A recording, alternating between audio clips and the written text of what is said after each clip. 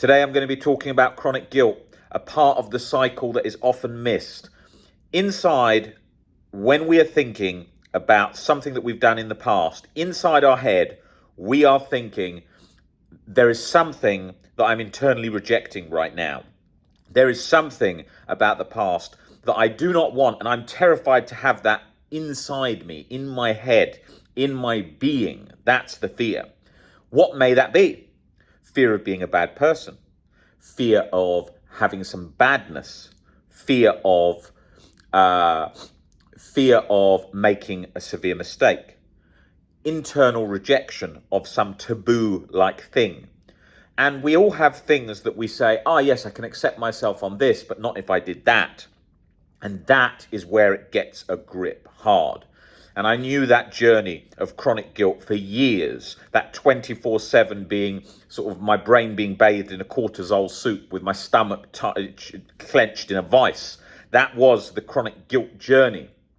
And it's a lonely one, and it's a tiring one, with acid reflux pumping away because my brain was like, no, you did that, you cannot be forgiven. The judge and executioner of OCD sort of wielding that axe as you're just sitting there feeling 24/7 anxiety as you wait for your fate, which never comes because it wants to keep you in this sort of OCD limbo scenario where you're just on trial in a court case for something that no evidence you can give will ever get you off the hook, and you just feel chronic anxiety and chronic guilt pumping away. And that is the situation of that whole process. And then you scour the past frantically, looking for a reason to be let off the hook, looking for a reason why you are innocent, why you are intact, why you are okay. And that goes on and on and on and on and on endlessly into a bottomless pit where if you go into OCD forums, you'll find thousands of people in that cycle 24/7, never getting out of that. At the core of all of that is learning a deeper level of acceptance of those sensations, of those feelings, of mistakes, of all. And that's what we talk about in great detail on this channel in relation to unconditional self-acceptance. Because what is specifically happening in that cycle is the internal rejection of that, of something that you believe no human should ever do that. And if they do, they can never be happy again. It's got itself latched into the never be happy again part. Okay, because you want to be happy, you want to live your life and be present in the now. It's like, no, you fucked it up, you did this, da da da. That's what it's doing, and this is missed by most people working with OCD.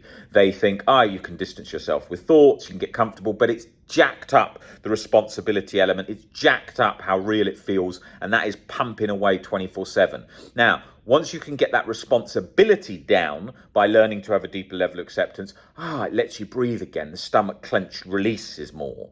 But then you've still got to bring down the fear of, say, being a bad person, because you don't want to carry that around, which feels like a burden, which feels like you're lumping it. Where when you start breaking that down through the work in the second book by Albert Ellis, The Myth of Self-Esteem, that shows that humans have got value just for being alive and human, not on whether they commit good or bad acts. That then helps you to accept yourself even if you make serious mistakes. Then you can feel a much deeper level of peace.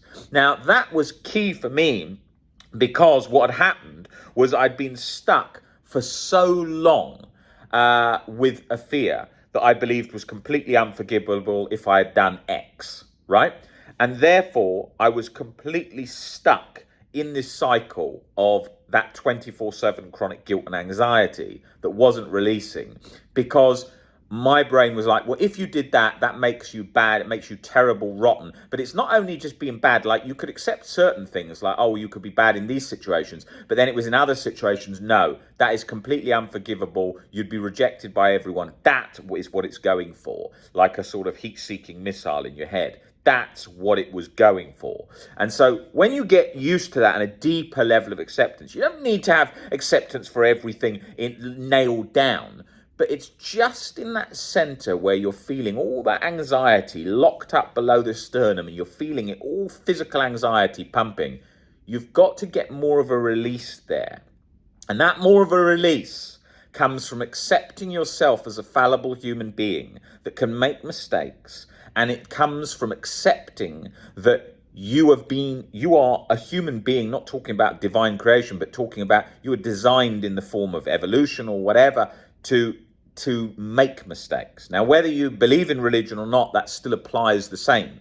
You can still take the stance that God accepts you, having made you, and unconditionally and fallible and so on. It all goes in line with religion too. But I'm talking about in the general sense, from an evolutionary point of saying that the body, we're designed to make through evolution, that we are fallible. We can make choices that aren't always going to go perfect, aren't always going to go that. We're not perfectionists. We're not a machine.